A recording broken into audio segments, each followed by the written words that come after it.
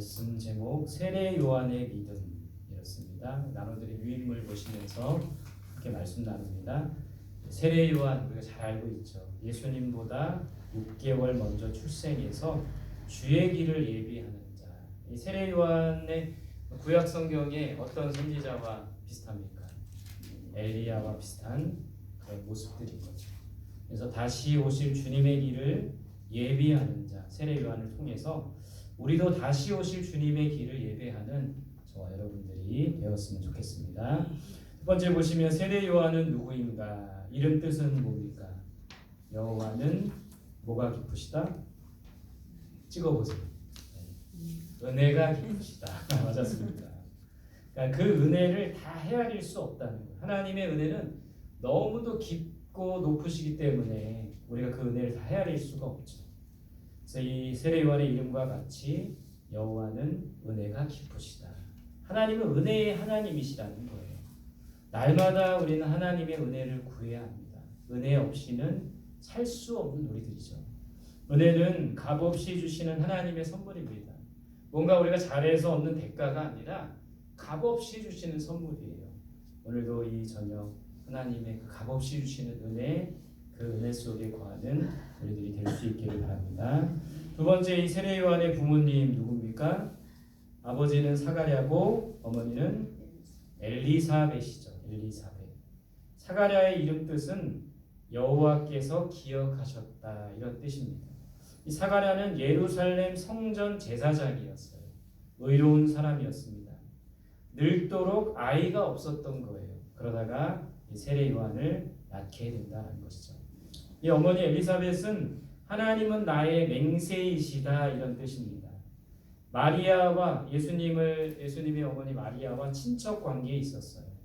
그리고 이 엘리사벳은 사가랴와 더불어 순결한 삶을 살았던 그런 여인입니다.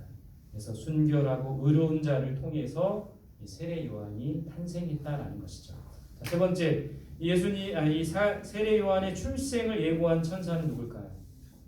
가브리엘이죠. 가브리엘. 하나님의 사람이란 뜻을 갖고 있습니다. 이 미가엘과 함께 성경에 주로 언급되는 이 가브리엘 천사예요. 이 가브리엘 천사의 역할은 주로 하나님의 거룩하신 뜻과 계시를 전달하는 천사였습니다.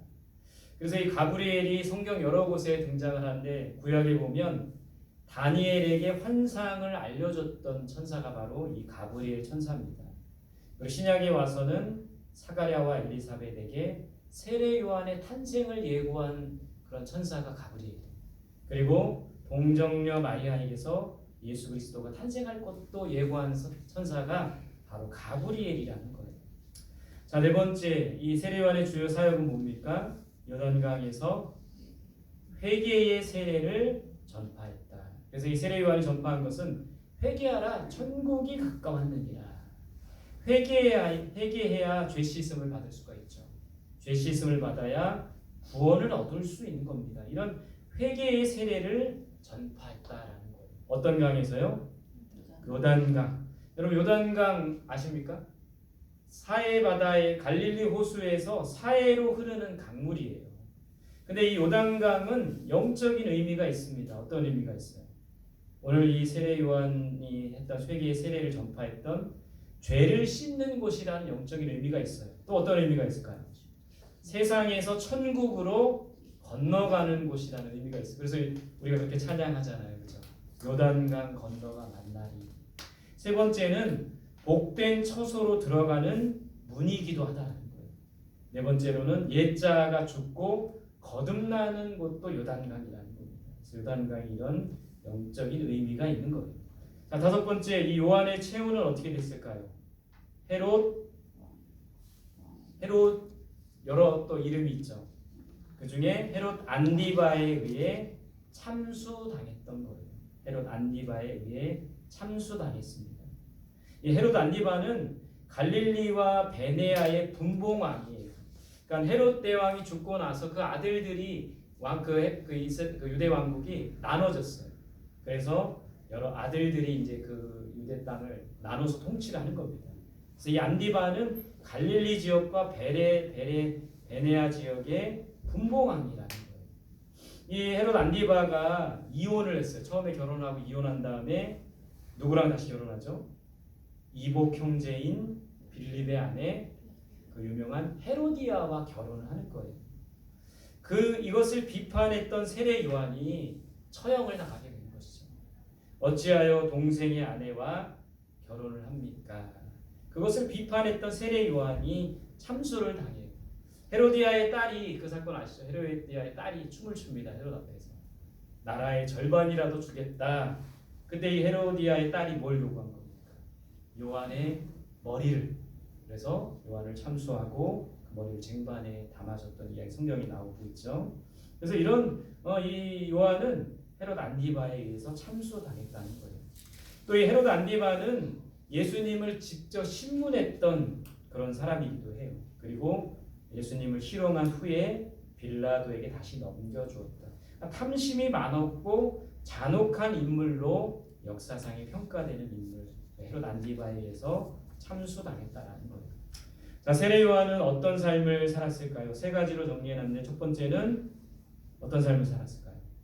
겸손한 삶을 살았습니다. 자신을 낮추고 예수님을 높였어요. 이 세례 요한이 한 유명한 말이 뭡니까? 그의 신을 들기도 감당하지 못하겠습니다. 이 세례 요한은 자신의 분수와 사명을 잘 깨달았던 인물이에요. 오직 예수님만 높이고 오직 그의 길을 준비하는 삶을 살았다라는 것이죠. 겸손히 자신을 낮추고 주님을 높이는 그런 삶을 살았던 겁니다. 두 번째 세례 요한 삶은 어떤 삶일까요? 4절 같이 볼게요. 시작. 이 요한은 낙타털 옷을 입고 허리에 가죽띠를 띠고 음식은 메뚜기와 석청이었더라. 어떤 삶을 살았습니까? 검소한 삶을 살았던 거예요. 검소한 삶을. 여러분, 요한이 입은 옷이 낙타털 옷이라고 돼 있죠. 부자들은 가죽 옷을 입었대요. 근데 가난한 사람들은 낙타털로 된 옷을 입었다고 합니다. 요한이 그런 옷을 입었죠. 허리에 가죽띠. 이스라엘 백성들 부자들은 화려한 띠를 맸어요. 금이 달린 장신구가 달린 그런 띠를 했지만 가난한 사람들은 그냥 가죽띠를 메었다라는 것이죠. 이 세례 요한이 먹었던 메뚜기는 하층 천민들의 음식이었다고 합니다. 그리고 석청이 뭐죠? 야생 꿀이죠. 광야 생활을 하는 가난한 사람들의 음식이 바로 석청이었던 거예요. 그래서 이 세례 요한은 가난한 사람들의 옷을 입고 가난한 사람들의 띠를 메고 가난한 사람들이 먹었던 메뚜기와 석청을 먹었다라는 거예요. 그러니까 먹는 것, 입는 것에 욕심을 내지 않았던 겁니다. 세례 요한은 당시 인기와 명성이 있었지만 부에 대한 욕심을 내지 않았던 거예요. 또 언행일치의 삶을 살려고 했습니다. 자신이 외친 대로 살려고 했다라는 거예요. 그럼 우리가 검소한 삶을 살아야 된다라는 거예요. 하나님의 나라와 하나님의 뜻을 위해서. 자, 세 번째 이 세례 요한은 어떤 삶을 살았습니까? 7절 같이 볼게요. 시작. 요단이 많은 바리새인들과 사두개인들이 세례 베푸는 데로 오는 것을 보고 있는데 독사의 자식들아 누가 너희를 가르쳐 임박한 진노를 피하라 하느냐. 어떤 삶을 살았어요? 담대한 삶을 살았던 거예요. 바리새인들과 사두개인들 그들이 이제 세례 베푸는 데로 오고 있는 겁니다. 그들 보고 뭐라고 했어요? 독사의 자식들아 너희를 가르쳐 임박한 진노를 피하라. 너희는 임박한 진노를 피할 수 없다. 여러분 이때 이 바리새인들과 사두개인들은 어떤 사람들입니까? 당시 종교 지도자들인 거예요. 이 사두개인들은요 사독 대제사장 가문 출신의 제사장들인 거예요. 종교 지도자들이죠. 바리새인들도 마찬가지죠. 그 당시 정치, 경제, 종교, 문화 뭐 여러 분야의 지도자들을 했던 사람들이 바로 이 바리새파 사람들인 거죠. 이런 종교 지도자들, 이런 정치 지도자들, 이런 힘과 권력이 있는 사람들에게 이 세례 요한은 오늘 담대하게 외치고 있는 거예요. 독사의 자식들아, 너희가 임박한 진노를 피할 수 없다. 회개를 촉구하고 있는 것이죠. 이 세례 요한은 사람들의 눈치, 특히 고관들의 눈치를 보지 않는 거예요. 오직 누구를 두려워하고 있는 겁니까? 하나님을 두려워하고 있는 거예요. 하나님을 경외하는 삶의 모습인 거죠. 오늘 세례 요한과 같이 겸손한 삶을 살고 검소한 삶을 살고 담대한 삶을, 사람을 두려워하지 않고 하나님을 두려워하는 그런 담대한 삶을 살아갈 수 있기를 바랍니다. 자, 다음 페이지 보세요. 자, 세례 요한은 무엇을 전파했나? 뭘 전파했습니까? 회개하라. 뭐가 가까이 왔다? 천국이 가까이 왔다. 여러분, 회개가 뭘까요? 회개. 헬라어 원어에서는 메타노에이레, 뭐냐, 마음을 바꾸다는 말이에요. 그럼 회개는 마음을 바꾸는 거예요. 우리의 마음, 죄악으로 달려가는 마음을 바꿔서 하나님께로 가는 마음을 바꾸는 것이 회개입니다. 회개하라. 마음을 우리가 바꾸면 천국은 뭘까요? 헬라어 원어에서는 바실레이아라고 되어 있어요. 하나님의 통치, 하나님의 다스림이라는 말이에요. 그러니까 우리가 회개해야 하나님의 다스림을 받을 수가 있어요. 회개해야 하나님의 나라가 우리 가운데 임하게 되는 겁니다. 회개해야 천국을 소유하는 거예요. 회개는 마음을 바꾸는 거죠. 죄에서 돌아서는 겁니다. 이 세례 요한은 천국 복음을 선포했던 거예요. 예수 그리스도를 통해 죄 사함을 얻는 자가 천국에 가죠. 그래서 이 천국은 회개하는 자가 갈 수 있어요. 또 예수 그리스도의 그 은혜를 입은 자가 갈 수 있는 겁니다. 그래서 우리가 회개할 때 하나님께서 은혜 주시고 예수 그리스도의 그 보혈의 공로로 천국 갈 수 있다라는 거예요. 세례 요한이 그 천국 복음을 선포하고 있다라는 거예요. 두 번째, 뭘 전파하고 있어요? 3절에 보시면 주의 길을 준비하라. 예수님의 길을 준비하고 평탄하게 하라. 이렇게 지금 외치고 있어요. 그러니까 예수님의 길을 준비하고 평탄하게 하려면 그 예수님이 가는 길에 뭘 치워야 됩니까? 장애물을 치워야 되죠. 여러분, 이 복음의 오늘날 이 시대에 복음의 장애물이 뭘까요? 예수님 시대에 여러 가지 장애물이 있었죠. 사람들의 죄악이 장애물이니까 이 세례 요한이 사람들에게 뭘 외치는 거예요? 회개하라고 자꾸 외치고 있는 거죠. 예수님 시대의 종교 지도자들, 바리새인들, 제사장들, 이런 사람들이 오히려 복음을 편만케 하는 사람들이 아니라 복음의 장애물이 되는 사람들이었던 거예요. 그래서 바리새인과 서기관들이, 사두개인들이 왔을 때 독사의 자식들아 외치고 있는 것이죠. 여러분, 그렇다면 우리가 이 주의 길을 예비하고 준비하는 자, 평탄케 하는 자가 되어야 되는데, 오늘날 이 복음의 장애물은 뭘까요? 인본주의죠. 사람이 중심이 되는 가치죠. 종교다원주의 아닙니까? 종교다원주의는 이런 거예요. 산 정상은 하나인데 올라가는 길은 다르다. 이게 무슨 말이냐면 구원은 하나지만 결국에는 하나님은 한 분이시지만 이슬람을 믿어도 되고 교회를 다녀도 되고 불교를 믿어도 되고 석가모니를 믿어도 되고 결국에는 다 하나다. 이렇게 종교다원주의예요. 여러분, 미국의 이 하원 의원들이 미국에는 상원 의원과 하원 의원들이 있습니다. 상원 의원은 나라에서 정해주는 거예요. 하원 의원들은 국민들이 뽑는 거예요. 하원 의원들이 모임할 때 항상 기독교 국가니까 기도를 한대요. 근데 이 목사님들이 이 하원 의원들이 모일 때 기도를 할 때 다 기도를 하고 나서 어떻게 하냐면 우리는 목사님들 어떻게 기도하는 거 하지만 예수님의 이름으로 기도합니다 하잖아요. 근데 그 제가 영상을 보니까 모든 신들의 이름으로 기도합니다. 이렇게 기도하고 있더라고요. 그러니까 하원 의원에 와서 기도하는 목사님들에게 공문을 보낸대요. 여기에는 하나님을 믿는 사람도 있지만 이슬람교도도 있고 여러 종교가 있기 때문에 예수님의 이름으로 기도하지 말라고 한대요. 이게 바로 기독교 국가, 청교도의 뿌리에 세워진 미국 이 나라의 모습이라는 거예요. 종교다원주의를 인정하고 있죠. 복음의 장애물 또 뭐가 있습니까?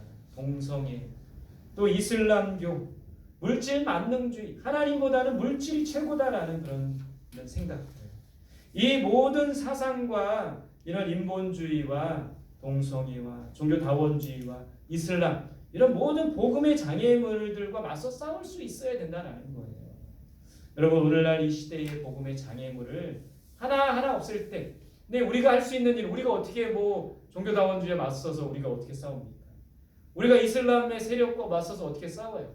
문제는 우리가 이런 것들과 싸우기 앞서 우리 자신 안에 있는 죄악과 탐욕을 처리하는 것이 먼저여야 된다는 거예요. 결국에는 주의 길을 준비하고 평탄하기 위해서는 우리 안에 있는 탐욕과 욕심과 죄악을 처리하는 것, 그것이 먼저 선행되어야 된다라는 거예요.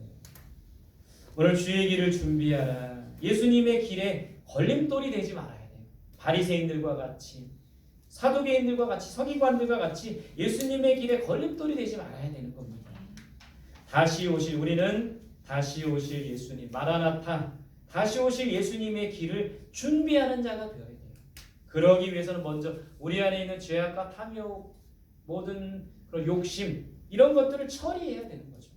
그러고 난 다음에 이 세상의 가치, 인본주의와 종교다원주의와 이슬람, 동성애, 물질 만능주의와 싸워야 된다는 것이죠. 그래서 주의 길을 가시는 길에 장애물을 치우고 평탄케 하는, 또 그 길을 준비하는 저와 여러분들이 되시기를 바랍니다. 세례 요한이 세 번째 외쳤던 게 뭡니까? 8절에 보면 회개에 합당한 열매를 맺으라. 이게 무슨 말일까요? 회개에 합당한 열매, 이게 무슨 말일까요? 공동번역 성경에 보면 회개했다는 증거를 행실로서 보여라 이렇게 돼 있어요. 그럼 회개에 합당한 열매가 뭘까요? 회개라는 거는 아까 뭐라고 했죠? 마음을 바꾸는 거라고 했죠. 죄의 길에서 돌아서는 거라고 했죠. 근데 회개의 열매라는 건 뭐냐면 마음을 바꿨다면 이제 삶이 바뀌어야 된다는 거예요. 행동이 바뀌어야 된다는 거예요. 언행이 달라져야 된다는 걸 말하는 겁니다. 회개했다는 증거를 행실로 보여라. 용서했다면 우리가 어떤 증거일까요? 우리가 용서했다면, 회개하고 용서했다면 용서의 행동이 있어야 되는 거예요. 하나님을 떠났다가 다시 돌아왔다면 이제 마음만으로, 입술만으로가 아니라 그런 행동이 있어야 되는 것이죠. 여러분, 이 회개에 합당한 열매를 잘 보여준 사람이 성경에 보면 삭개오예요. 삭개오. 예수님을 만났죠. 회개했죠. 그러나 삭개오가 한 일이 뭡니까? 자기 재물을 가난한 사람들에게 나누었어요. 또 자기가 빼앗은 것이 있으면 그것을 돌려주었다는 것이죠. 여러분, 회개에 합당한 열매가 바로 그거예요. 우리가 마음으로 회개했다면 이제는 삶이 바뀌어야 돼요. 행동이 바뀌어야 됩니다. 언행이 바뀌어야 돼요. 말로만 회개할 것이 아니라 행동이 바뀌고 삶이 바뀌는 것, 그것이 바로 회개에 합당한 열매라는 거예요. 회개에 합당한 열매를 맺는 저와 여러분들이 되시기를 소망합니다. 자, 이 세례 요한은 예수님을 높이고 자신은 낮추고 있어요. 예수님을 어떻게 소개하고 있습니까? 11절 같이 읽겠습니다. 시작. 나는 너희로 회개하게 하기 위하여 물로 세례를 베풀거니와 내 뒤에 오시는 이는 나보다 능력이 많으시니 나는 그의 신을 들기도 감당하지 못하겠노라. 그는 성령과 불로 너희에게 세례를 베푸실 것이요. 자, 이 세례 요한이 어떻게 예수님을 소개하고 있어요? 어떻게 예수님을 말하고 있어요? 첫 번째 보면 나보다 뭐가 많으시다? 능력이 많으시다. 여러분, 세례 요한도 능력이 많았습니다. 사람들에게 세례해주고 회개할 수 있는 그런 능력도 나타냈어요. 그러나 이 세례 요한은 교만하지 않고 그것을 자신의 능력이라고 생각하지 않고 하나님의 능력이라고 믿고 하나님의 능력을 나타낸 거예요. 내 능력이라고 생각하지 않고 하나님의 능력, 예수 그리스도의 능력이라고 믿었던 것이죠. 우리도 이 세례 요한과 같이 우리의 능력을 나타내고 우리의 능력을 자랑하기보다는 하나님의 능력을 나타내야 돼요. 또 우리가 뭔가를 해놓고 나서 내 능력이야 하는 것이 아니라 하나님의 능력이야, 오직 예수 그리스도의 능력으로 된 것이야 라고 고백할 수 있어야 된다는 거예요. 그래서 나보다 능력이 많으시다, 세례 요한은 이렇게 고백하고 있어요. 두 번째, 세례 요한이 뭐라고 말합니까? 나는 그의 신을 들기도 감당하지 못한다. 무슨 의미일까요? 공동번역 성경에 이렇게 돼 있어요. 그분의 신발을 들고 다닐 자격조차 없는 사람이다. 세례 요한도 사실은 대단한 사람이었어요. 세례 요한에게 많은 사람들이 와서 그 요단강에 많은 사람들이 세례 요한에게 세례 받으려고 나와봤어요. 능력자였습니다. 예수님도 세례 요한에게 세례를 받으셨죠. 충분히 교만할 수 있었지만, 충분히 높아질 수 있었지만 세례 요한은 철저히 자신을 낮추었던 거예요. 자신의 그런 사명을 잊어버리지 않았던 거고 자신의 분수를 늘 깨달았던 사람이었다는 것이죠. 그래서 나는 그의 신을 들기도 감당하지 못하겠노라. 오직 예수님만 높이고 자신을 낮추었어요. 우리가 이것을 배워야 된다는 거예요. 우리도 충분히 높아질 수 있지만, 충분히 대접받을 수 있지만 더 낮아지고 낮아져야 된다는 겁니다. 그런 우리들이 될 수 있기를 간절히 소망합니다. 세 번째 세례 요한이 어떻게 고백하고 있어요? 그는 예수님이죠. 뭐와 뭘로 세례를 베푸신다? 성령과 불로 세례를 베푸신다. 자신은 물로 세례를 준다고 했어요. 물 세례는 죄 씻음의 의미가 있습니다. 근데 예수님은 성령과 불 세례를 준다고 했어요. 요한복음 3장 5절에 이렇게 돼 있죠. 물과 성령으로 거듭나야 하나님의 나라에 들어갈 수 있다. 물 세례만 받으면 안 되는 거예요. 그래서 세례식 할 때 꼭 기도하는 부분이 그런 부분이에요. 이 세례 받는 자가 성령으로 거듭나도록, 불로 거듭나도록 그렇게 기도하거든요. 그러니까 진정으로 거듭날 수 있는 거는, 하나님 나라에 들어갈 수 있는 거는 물 세례, 어떤 세례 의식일 뿐만 아니라 성령으로 세례를 받아야 되는 거예요. 근데 그 성령으로 세례를 주시는 분은 바로 예수 그리스도시라는 것이죠. 예수님만이 하나님 나라에 들어갈 수 있는 유일한 길이라는 거예요. 오늘 이 세례 요한의 이 고백, 성령과 불로 그는 성령과 불로 세례를 베푸신다. 이 말은 예수님만이 유일한 구원자시라는 거예요. 예수님만이 참 구주시라는 것을 고백하고 있다는 거예요. 여러분, 왜 우리나라에 이단들이 많이 있죠? 이 사람들이 왜 이단에 빠지는 거죠? 처음에는 이 사람들도 하나님을 잘 믿었던 장로고 목사고 그런 사람들인데, 이 세례 요한의 이 마음을 잊어버리는 거예요. 자신이 한 것처럼 착각을 하는 거예요. 오직 예수님만이 참 구주시라는 것을 잃어버리기 때문에 그런 거예요. 예수님이 마땅히 높임을 받아야 할 그 자리에 자신이 가 있고, 자신이 이제 능력도, 그 사람들 막 병 고치고 대단한 능력들도 많이 나타낸다. 수많은 사람들이 모이고 있잖아요. 근데 그들은 참 구주이신 예수 그리스도를 잃어버린 거예요. 마치 자신도 구원자가 될 수 있다는 착각, 그런 어떤 포장, 그런 것들로 사람을 미혹하게 되면서 교만하게 되면서 자신들이 그런 구주다라는, 참 구주라는 것을 말하고 가르치고 있다는 것이죠. 오늘 우리는 이 세례 요한의 마음, 겸손한 마음, 검소한 마음, 담대한 마음을 배워야 된다. 오직 예수 그리스도만 높이고, 오직 예수 그리스도만이 우리의 구주시라는 그 고백, 자신의 분수를 알고 자신의 사명을 깨닫고 오직 주의 길을 준비해야 된다라는 그 사명을 잃어버리지 않았다는, 오늘 세례 요한을 보면서 우리도 세례 요한처럼 그렇게 살아가는 저와 여러분들이 되시기를 간절히 소망합니다. 함께 기도하겠습니다. 주신 말씀